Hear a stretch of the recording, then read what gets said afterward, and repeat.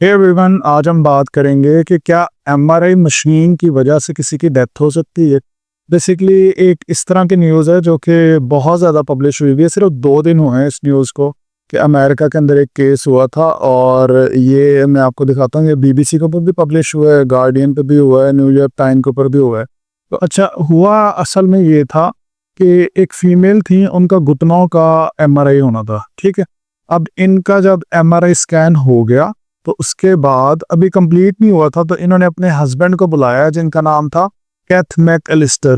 तो ये इनका नाम था। तो जब इनकी वाइफ ने अपने हस्बैंड को बुलाया कि आप अंदर आ जाओ, तो जैसे ही ये अंदर गए तो इनके गले में थी एक नेकलेस, और वो मेटेलिक नेकलेस था। तो अब जो एमआरआई मशीन है ये होती है मैग्नेटिक रेजोनेंस इमेजिंग, यानी कि इसके अंदर मकनातीस बहुत ज़्यादा होता है, और मकनातीस के ज़रिए ही आपकी बॉडी के स्कैन लिए जाते हैं। तो बहुत ज़्यादा इस मशीन के अंदर मकनातीस या मैग्नेटिक रेजोनेंस थी, मैग्नेटिक जो वो अट्रैक्शन थी, तो वो इस मशीन ने, जो इन्होंने नेकलेस पहनी हुई थी, उसकी वजह से उस मशीन ने खींच भी उन्हें अपनी। अब जो बीबीसी के अंदर पब्लिश हुआ है ना, उसके अकॉर्डिंग ये है कि the male victim was wearing a large metallic chain around his neck, causing him to be drawn into the machine के मशीन ने उन्हें अपनी तरफ से वो खींच लिया, which is resulted in medical episode। अच्छा, अब इसमें ये नहीं होता कि कभी अगर किसी के मेटेलिक कोई चेन है या कोई मेटेलिक कोई चीज़ है, लोहे की कोई चीज़ है, जो जो चीज़ जिसको मकनातीस खींच सकता है, तो वो मशीन के अंदर चला जाएगा, या मशीन में जैसे कोई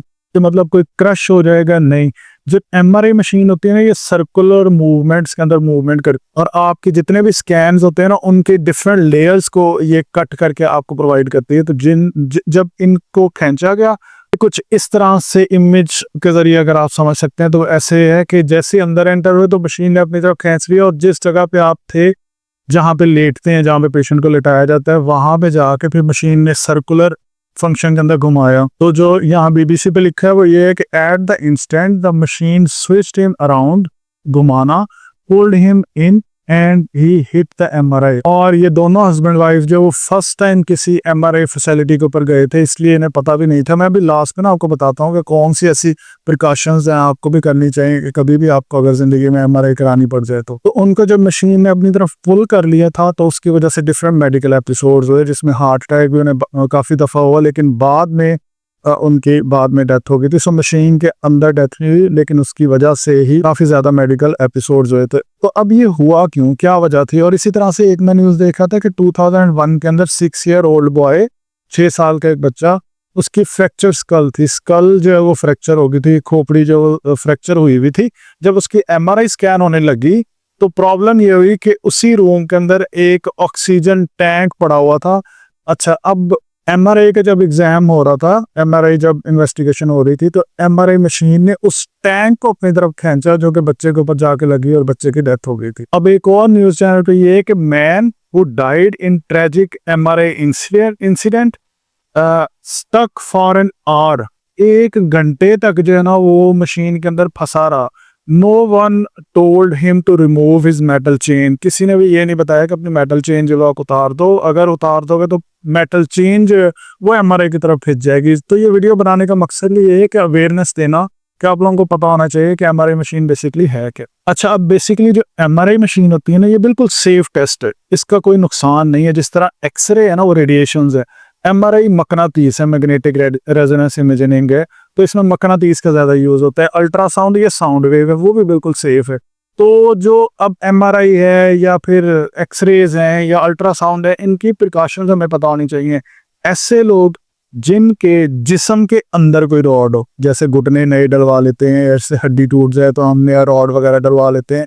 जब भी कभी भी किसी के अंदर इस तरह का रॉड हो, आपने एमआरआई नहीं करवानी है। आपके लैब वाले आप पहले ही मना कर देंगे, तो ये चीजें आपने बतानी है। नंबर 2, कोई पेस मेकर वगैरह लगा हुआ है। नंबर 3, अगर आपके कान के अंदर किसी तरह का कोई इम्प्लांट हुआ। नंबर 4, बॉडी के ऊपर किसी किस्म का मेटल है, आपके बटन्स हैं, वो शर्ट्स के जो बटन है, इनके ऊपर किसी किस्म का मेटल है, कोई मोबाइल है, कोई कीज है, गाड़ी की चाबी है, कुछ भी है, इस तरह की कोई भी चीज़ आपके पास नहीं होनी चाहिए, क्योंकि इतनी ज़्यादा हाई फ्रिक्वेंसी की इसके अंदर मकनातीसी या मैग्नेटिक रेजोनेंस होती है कि ये मशीन बहुत बुरी तरह से खींच सकती है। सो एमआरआई टेस्ट सेफ है, इससे आपकी बॉडी के ऊपर कोई बुरे असरात नहीं होते। एक्सरेज के नुकसानात होते हैं, अल्ट्रासाउंड के नहीं होते। आपने देखा होगा प्रेगनेंसी के अंदर भी आप अल्ट्रासाउंड करवा लेते हैं, कोई इतनी फिक्र की और टेंशन की बात नहीं है। लेकिन सेफ्टी प्रोटोकॉल आपके लिए बहुत ज़्यादा इम्पोर्टेंट। ऐसे वो लोग जिन्होंने पहली दफ़ा एमआरआई करवानी है तो अपनी ये एहतियात लाजमी करेंगे, किसी भी किस्म का मेटल आपके पास नहीं होना चाहिए। आपने इस वीडियो को आगे लोगों से भी शेयर करना है ताकि ज़्यादा से ज़्यादा अवेयरनेस हो सके। एमआरआई बहुत ज़्यादा लोग स्कैन करवाते हैं। मेरे क्लिनिकों पर कमर दर्द के साथ जो भी पेशेंट आ जाए, पेशेंट कह रहे होते हैं कि डॉक्टर साहब हम ऐसे ना करें, अपनी एमआरआई करा लें और उससे हमें पता चल जाए डिस्क बल्ज तो नहीं है, डिस्क हर्निएशन तो नहीं है, घुटनों का है तो लिगामेंट्स के या मेनिस्कस के जितने भी टेस्ट हैं या डायग्नोसिस है या ज़्यादातर एमआरआई से होते हैं। तो एमआरआई करा लेनी चाहिए। एमआरआई सेफ है बट प्रिकॉशंस बहुत ज़्यादा इंपॉर्टेंट है। इसके अलावा अगर आपको कोई भी सवाल है तो आप कमेंट्स में पूछ सकते हैं। Thank you so much for watching this video.